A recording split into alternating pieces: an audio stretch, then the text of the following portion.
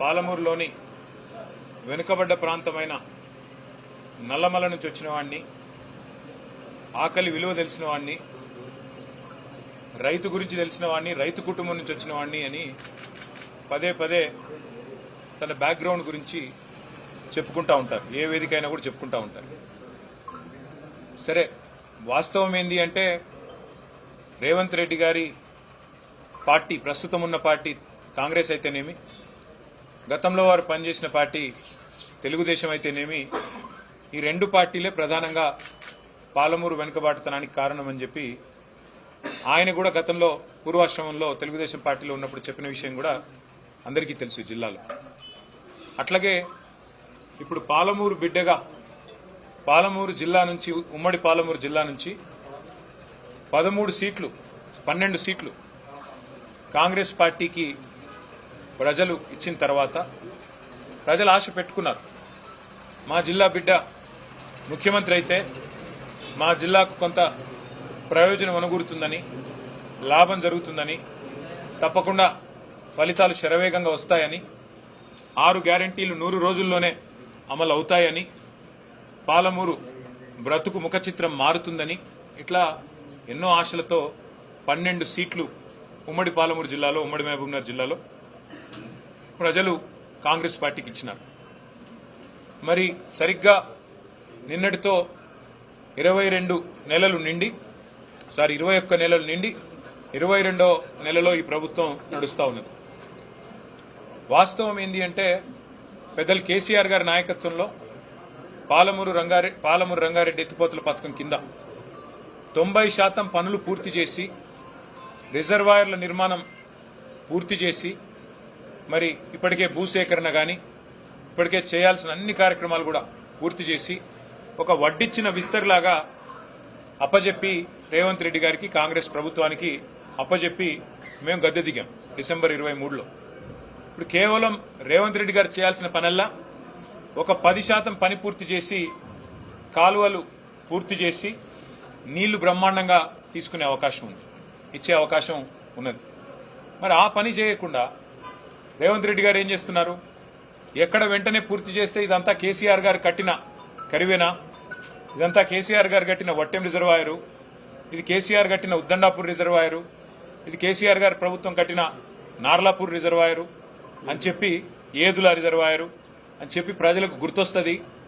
రైతులు శాశ్వతంగా మళ్లీ కేసీఆర్ గారి పేరుని మర్చిపోకుండా గుండెల్లో పెట్టుకుంటారు అనే ఒక ఆలోచనతో, ఒక దురాలోచనతో ఆయన కావాలని పాలమూరు రంగారెడ్డి ఎత్తిపోతల పథకాన్ని ఇవాళ పనులు చేయకుండా దాన్ని పడావు పెట్టిన పరిస్థితి మొత్తం ఉమ్మడి మహబూబ్ నగర్ జిల్లా రైతాంగం గమనిస్తా ఉంది.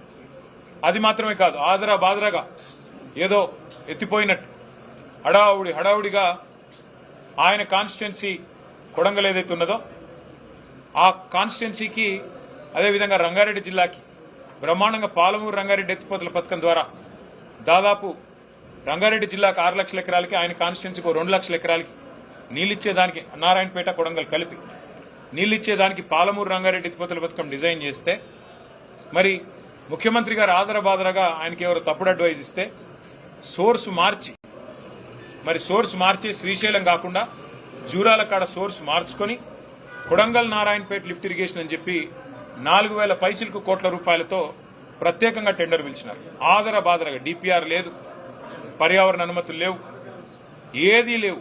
డైరెక్ట్ గా అనుమతులు లేకున్నా హడావుడిగా ఏదో మనసులో వేరే ఆలోచన పెట్టుకుని ఆగమాగం చేసి పిలిస్తే ఏం జరిగింది? మొన్న green tribunal Narayanpet Kodangal lift irrigation ప్రాజెక్టుకు మరి అనుమతులు లేవు, పర్యావరణ అనుమతులు, కాబట్టి వెంటనే స్టే ఇచ్చింది. అట్లాగే రైతులు పోరాటం చేస్తూ ఉన్నారు, పెద్ద ఎత్తున రోడ్లు ఎక్కుతా ఉన్నారు, కదం దొక్కుతా ఉన్నారు. మాకు మీరు కాంపెన్సేషన్, నష్టపరిహారం ఏదైతే చెల్లించాలో మీరు చెల్లించడం లేదు అంటూ వాళ్ళు కూడా కదం దొక్కుతా ఉన్నారు.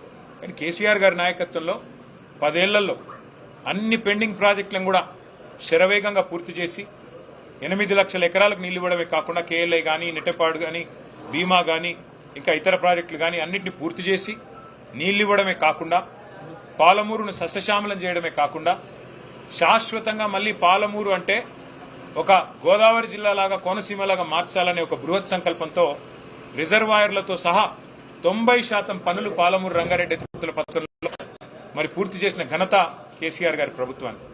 ఇవాళ 10% పూర్తి చేయకుండా 22 నెలలుగా పాలమూరును ఎండబెడుతున్నది పాలమూరు బిడ్డగా చెప్పుకునే రేవంత్ రెడ్డి గారు. ఇంకా ఆశ్చర్యం ఏమంటే ఒక్క అరపైసా పని కూడా చేయకుండా అదే పాలమూరు రంగారెడ్డి ఎత్తిపోతల పథకానికి ఆయన మామగారు, పిల్లనిచ్చిన మామగారు జైపాల్ రెడ్డి గారు పేరు పెట్టుకున్నారు. సరే, ఇక జైపాల్ రెడ్డి గారు జిల్లాకి ఏం చేశారు, కల్వకృతికి ఏం చేశారు, ఇక్కడ ఇరిగేషన్ వ్యవస్థకి ఏం చేశారు, ఇవన్నీ జిల్లా వాళ్ళని అడిగితే తెలుస్తుంది. పోనీ తెలంగాణ వాదనలో, తెలంగాణ పోరాటంలో ఆయన ఎక్కడున్నారు, ఇవన్నీ నేను చెప్పను కానీ జిల్లాలో అందరికి కూడా విదితమే. ఆ విషయం నేను చెప్పను. కానీ ఇవాళ జైపాల్ రెడ్డి గారు పేరు పెట్టుకున్న ప్రాజెక్టుకి కూడా ఒక రూపాయి కేటాయించకుండా ఆ ప్రాజెక్టును పడావు పెట్టి ఆ ప్రాజెక్టును పూర్తి చేయకుండా పాలమూరును ఎండబెడుతున్నది, పాలమూరు నోట మట్టి కొడుతున్నది ఖచ్చితంగా పాలమూరు బిడ్డగా చెప్పుకునే రేవంత్ రెడ్డి గారు అనే మాట చెప్పక తప్పదు. సరే, కాళేశ్వరం విషయంలో కేసీఆర్ గారిని బద్నాం చేయడానికి అక్కడ మేడిగడ్డలో 85 పిల్లర్లో 2 పిల్లర్లకి సమస్య వస్తే అది మొత్తం అంతర్జాతీయ సమస్యగా చిత్రీకరించి ఏదో రాజకీయ లబ్ధి పొందేదానికి లక్ష కోట్లు అని మాట్లాడతారు. ఆయన మామగారు స్వయంగా పద్మారెడ్డి గారు చెప్పినారు అది 93,000 కోట్లు 94,000 కోట్లు